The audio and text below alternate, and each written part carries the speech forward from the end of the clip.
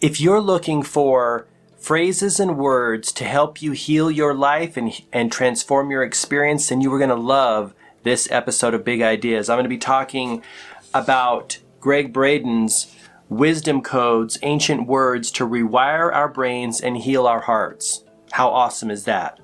So, in this series, if you're new here on Big Ideas, we talk about big ideas that you can apply right away to your life to help you transform your experience from the inside out, right? Sharing knowledge, sharing big ideas from books and movies and essays and videos and speeches, anywhere that the nuggets are.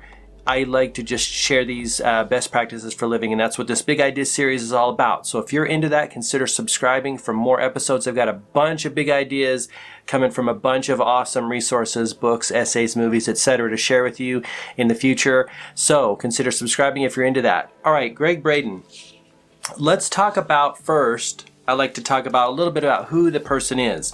And to do that, I'm going to read the back blurb from his book because I think it gives us a great synopsis. So here I'm reading from the cover here. Gregg Braden is a 5-time New York Times best-selling author, researcher, educator, and lecturer, and internationally renowned as a pioneer bridging modern science, ancient wisdom, and human potential. From 1979 to 1990, Gregg worked as a problem solver during times of crisis for Fortune 500 companies. It's interesting. He continues problem solving today as he merges modern science with the wisdom of the world's most ancient and cherished spiritual traditions to reveal real-world solutions for the issues that challenge our lives. His research has led to 15 film credits and 12 award-winning books, now published in over 40 languages. Gregg has presented his discoveries in over 30 countries on 6 continents and has been invited to speak to the United Nations, Fortune 500 companies, private think tanks, and the U.S. military. The United Kingdom's Watkins Journal lists Gregg among the top 100 of the world's most spiritually influential living people. That's pretty cool. For the 6th consecutive year. And he is the 2020 nominee for the prestigious Templeton Prize. That may be John Templeton's foundation. I'm not sure. I could be wrong about that. Established to honor outstanding individuals who have devoted their talents to expanding our vision of human purpose and ultimate reality. I'm pretty sure that's from John Templeton's legacy from his foundation. So, Gregg Braden. The other book that I have of Gregg Braden and I haven't fully gone through yet is The Divine Matrix, and I think that's probably one of his more popular books. But the thing about Gregg Braden is he's all over YouTube. I've watched a number of his videos. You know, he talks a lot about, you know, being a science guy and a physicist type guy. He talks a lot about the physics of what we are as human beings, right?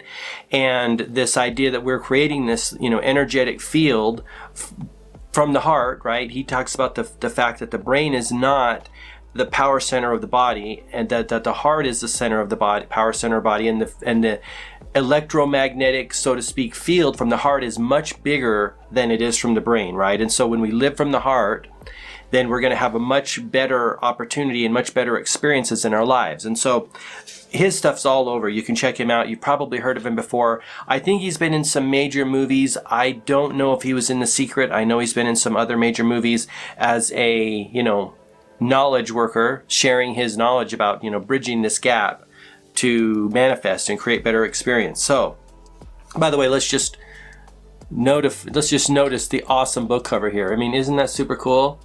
I think it's super awesome. You get some, you know, hieroglyphs here. What a catching book cover. Kudos to the designer there.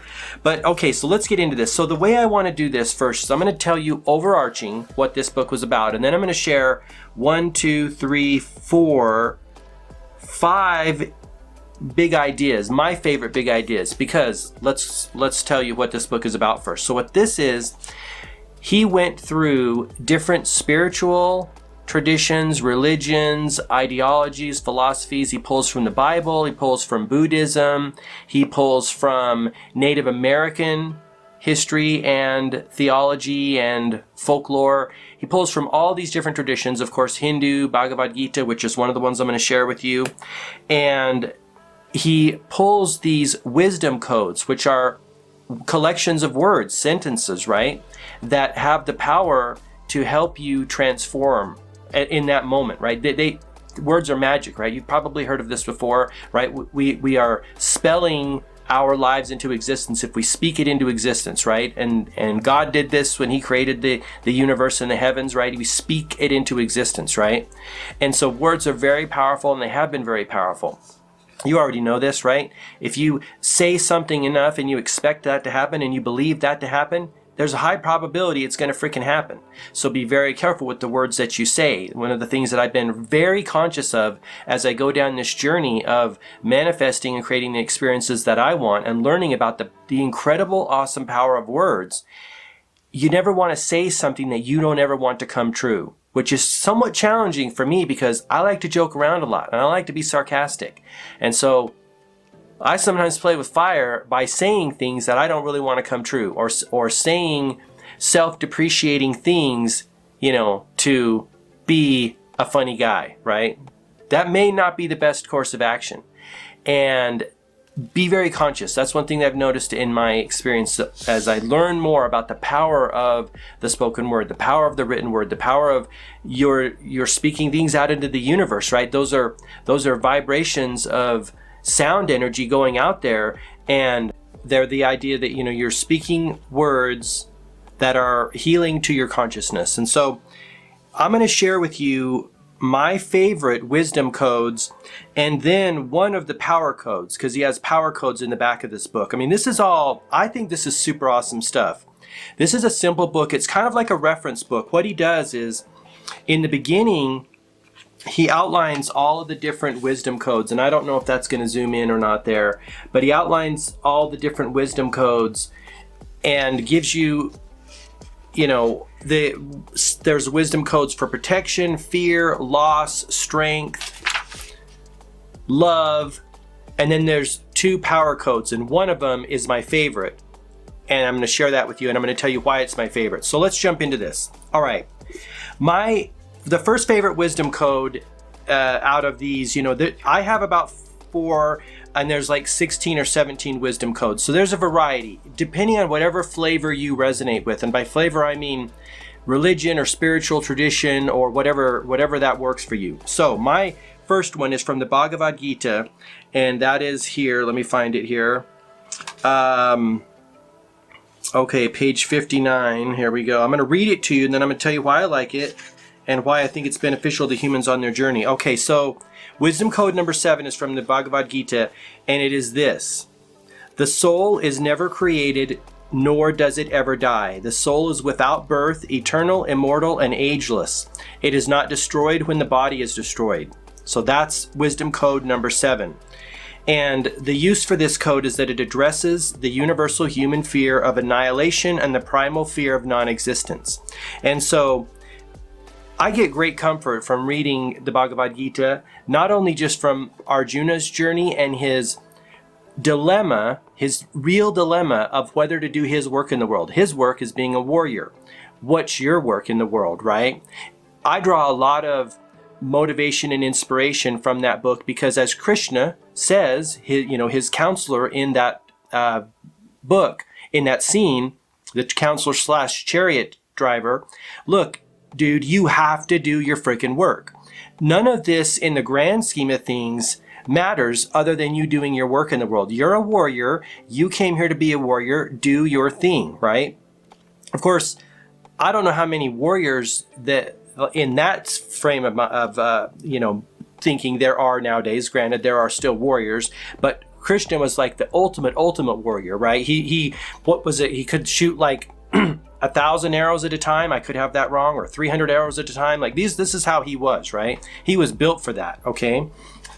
And so that I love the Bhagavad Gita because it gives me great comfort in knowing these kind of things. So that's why I liked wisdom code number 7. and the immortal nature of the soul. Like, right, see, if you think you're going to die and then not exist anymore, that's going to kind of suck to go through life with that, thinking of that. But if you think that it's just a change in experience or a transition of experience, that's going to be a lot easier to probably live your life as. One of the things I think about is that movie. It was an alien movie, and these aliens came to Earth and they were visiting with the people, and one of the aliens was killed, right? Human beings sabotaged this alien. I forget what name of that movie was, but the person was talking with the alien that was living, and that alien said, speaking of the death of the other alien, it's like that alien had a death experience, like that they experienced a death experience. And that's interesting, because if you think about a life experience or a human experience, and then you go back to a spiritual experience, right? This transition, right? That is not, nothing goes away.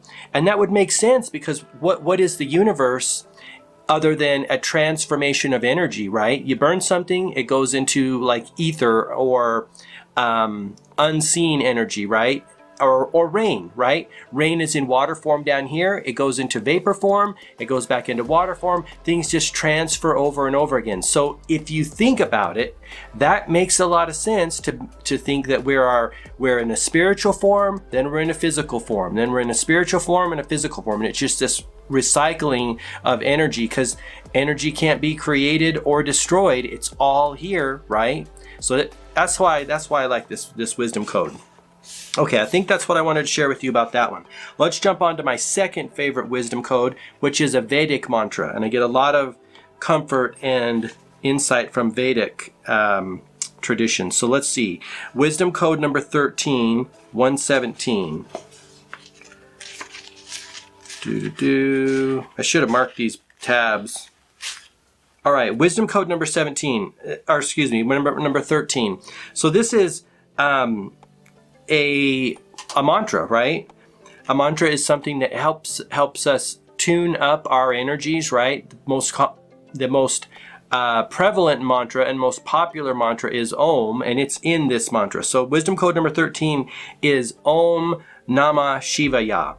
And the use for this code is a traditional Hindu mantra that awakens our self-confidence to find strength and purpose in life. How cool is that, right? So that's why I like that. And again, these mantras resonate with me.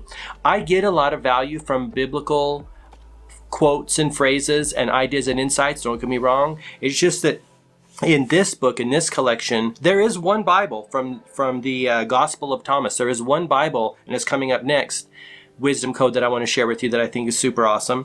But a lot of these resonate with me. So that's why I say you're going to find what resonates with you in this book for sure. This is something I want to share with you. For something to become transformed, it is sometimes necessary to replace what exists with a new, hopefully greater expression of itself. That's freaking awesome. And the reason I highlighted that from this section is that I believe that in order for us to have better experiences, we have to change who we are.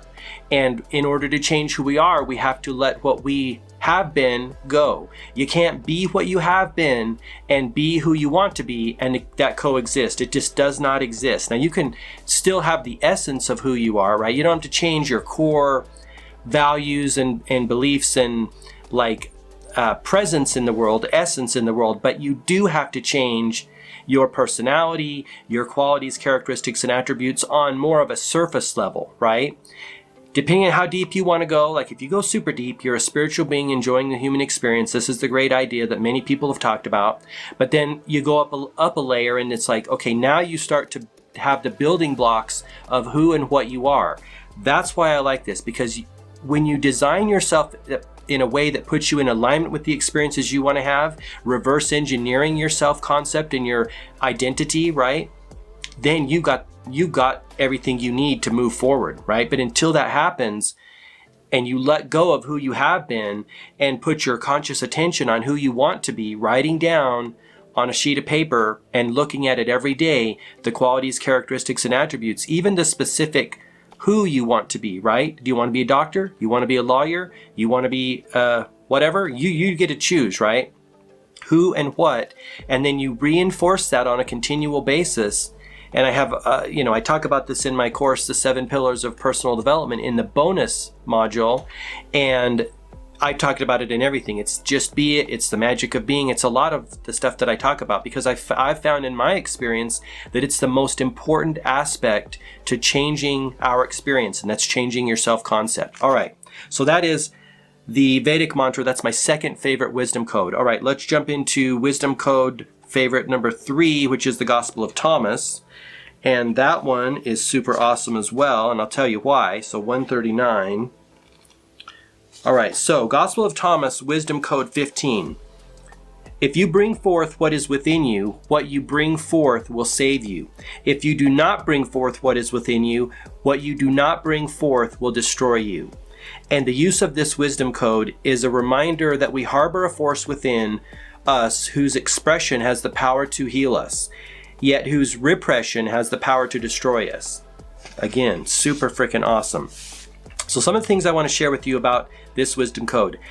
Gregg Braden approaches it and talks about this wisdom code from a standpoint of love. And that you're expressing is your love. That's how he looks at this wisdom code. Now stick with me. In just a moment, I'm going to share how I like to look at this wisdom code, right? We get to bring whatever we want to these wisdom codes.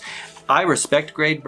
It goes without saying. I respect his experience and insight and ideas that he's sharing here. But as human beings, all of us have the ability to say, look, that resonates with me in this way. And that's part of what I do in this series, is share based on my study, my understanding of the human experience and these traditions and spiritual ideas. I'm going to share with you why I look at it a different way. But he talks about this woman who was in concentration camps, and these doctors were experimenting on her and her twin sister. A horrific experience. And she lived through that and later forgave one of the doctors that actually did these horrible experiments on her. I mean, it's huge. And he talks about this idea of forgiveness. You release that pain that they inflicted on you, and you kind of transmute it, right? You dissolve it when you forgive them, and that's what he talks about, bringing forth the love that is within you into the world. So that's how he looks at it. Let me tell you, before I tell you my thing, I want to also say something that is really important. In this specific wisdom code, you'll notice that it says, "What you do not bring forth will destroy you." He talks about this idea, and this is getting into the semantics of how these codes work. And this is also the idea behind making a positive affirmation as opposed to a negative affirmation, right? He said that in his experience in studying, physics and the mind and spirituality, you do not need to say, if you do not bring forth what is within you, what you do not bring forth will destroy you. That is kind of a redundant and not beneficial way, because stating it in the positive sense only gets the job done. And by doing that inherently, you're knowing that obviously what you don't bring forth will not save you, right? And all you need to really say is, if you bring forth what is within you, what you bring forth will save you. So he's saying, hey, that's a good enough use of the wisdom code. Just say that and you're good to go. All right, let me jump into, we're now at the power. Well, I want to share with you my takeaway, because I find this to be beneficial on my own journey, and I would love your comment down below whether you think so on your journey. So, if you bring forth what is within you, what you bring forth will save you. The way I look at that, in addition to his awesome insight that he shared, is this.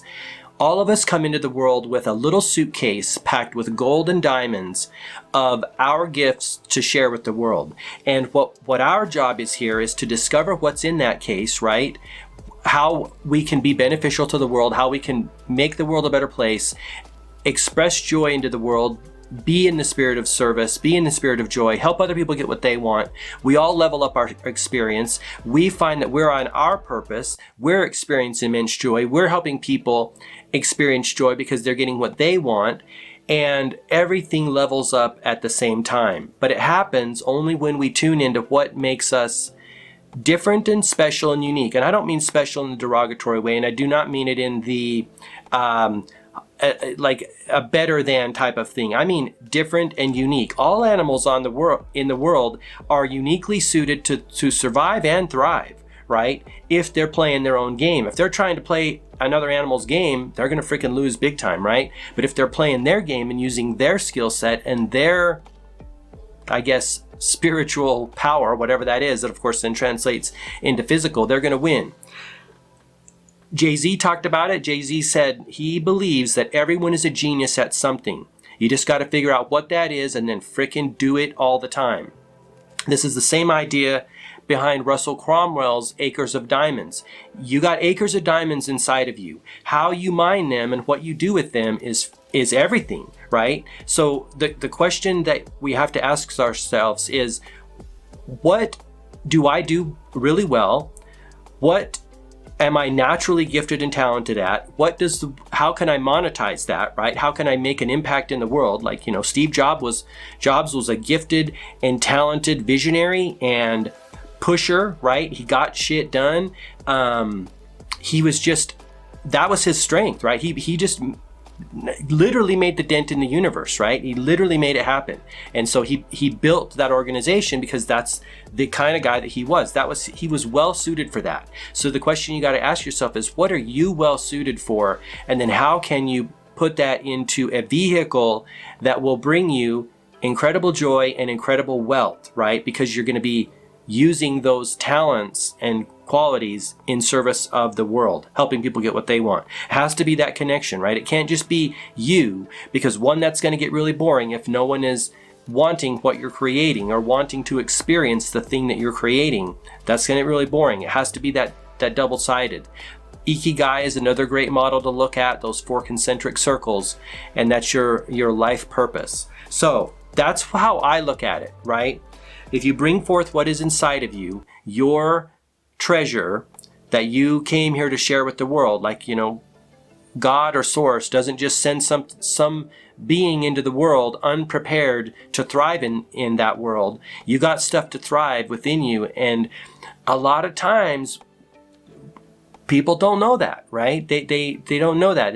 That's the purpose of human experience. It's like to find out what that is and express it, right? So that's how I look at the Gospel of Thomas. If you bring forth what is within you, what you bring forth will save you and make you super happy, super joyful, and super rich at the same time. All right.